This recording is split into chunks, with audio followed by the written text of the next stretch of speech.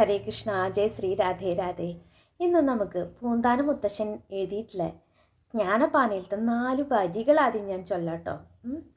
വിധിച്ചിടുന്ന കർമ്മമൊടുങ്ങുമ്പോൾ പതിച്ചിടുന്നു ദേഹമൊരിടത്ത്, കൊതിച്ചിടുന്ന ബ്രഹ്മത്തെ കണ്ടിട്ടു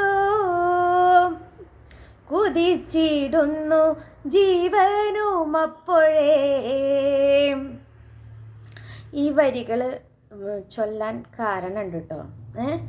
എന്താ വെച്ച് കഴിഞ്ഞാൽ എന്നോട് പലരും ചോദിച്ചിട്ടുണ്ട്, ഇത്രയും ചെറുപ്പത്തിൽ എന്നെ ഭക്തി എന്നുള്ളൊരു അവസ്ഥ ഉണ്ടോ, ഇതെന്താ ഇത്ര ചെറുപ്പത്തിൽ, എന്തിനാ അപ്പം തന്നെ പ്രായമാവില്ലേ, നമുക്ക് അപ്പോൾ പോരെ, നമ്മളെ ജീവിതത്തെ തന്നെ ബാധിക്കില്ലേ എന്നുള്ളതൊക്കെ. ഇല്ല കേട്ടോ, ഒരിക്കലും ഇല്ല.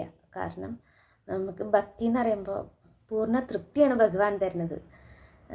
എൻ്റെ കുടുംബത്തിനായാലും എൻ്റെ ചുറ്റുമുള്ളവരായിട്ടായാലും എനിക്ക് നോർമലായിട്ട് നിൽക്കാൻ എനിക്ക് ഭഗവാൻ പഠിപ്പിച്ചുകൊണ്ടിരിക്കുക എന്ന് പറയില്ലേ, നമ്മളെ ജീവിതത്തിനെ നമ്മൾ ഭഗവാൻ പഠിപ്പിക്കുക എന്ന് പറയില്ലേ.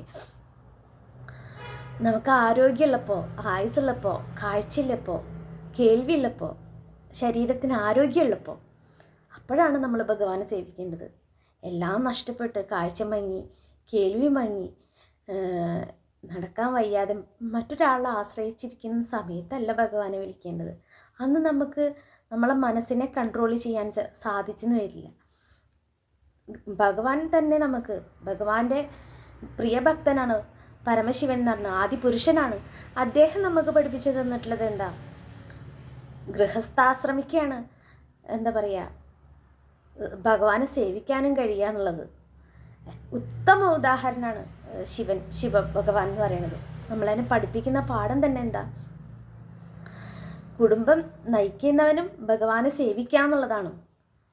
അത് നമ്മൾക്കറിയാത്തത് കൊണ്ട് നമ്മളത് ചെയ്യാറില്ല. പേടിച്ചിട്ട് ഞാൻ അങ്ങനെ ഭഗവാനെ സേവിക്കുമ്പോൾ എനിക്ക് എന്താ ഉണ്ടാവുക എന്നുള്ളൊരു ധാരണയോട് കൂടിയിട്ട് എല്ലാവരും വേണ്ട വേണ്ട എന്ന് വെച്ചിട്ട് പിന്നോട്ട് അവരെ മനസ്സിനെ അകം വലിക്കുകയാണ് ചെയ്യുന്നത്. അത് നമ്മളെ മനസ്സിന് പറഞ്ഞിട്ട് കാര്യമില്ല കേട്ടോ. കാരണം നമ്മളെ ചിന്താഗതികൾ ശരിയല്ലാത്തത് കൊണ്ടാണ്. നമുക്കെല്ലാവർക്കും നല്ല ചിന്ത വരണമെങ്കിൽ എന്ത് വേണം, സാക്ഷാൽ ഭഗവാനെ സദാ സ്മരിച്ചുകൊണ്ടിരിക്കണം. നാരദാദി മഹർഷിമാരെന്താ ചെയ്യുന്നത്, അവരുടെ ചിന്തകളിൽ മായ ബാധിക്കാതിരിക്കാൻ വേണ്ടിയിട്ടാണ് സദാ അവർ ജപിച്ചുകൊണ്ടിരിക്കുന്നത്. നമ്മളെ മനസ്സിനെ കൺട്രോൾ ചെയ്യാനും നമ്മൾക്ക് മറ്റൊരാളോട് സൗമ്യമായിട്ട് പെരുമാറാനും നമുക്ക് നല്ല മനസ്സ് കിട്ടാൻ ആദ്യം വേണ്ടത് നാമജപ. അതിന് പ്രായപരിധികളില്ല, വ്യക്തികളെന്നുള്ള വ്യത്യാസങ്ങളില്ല.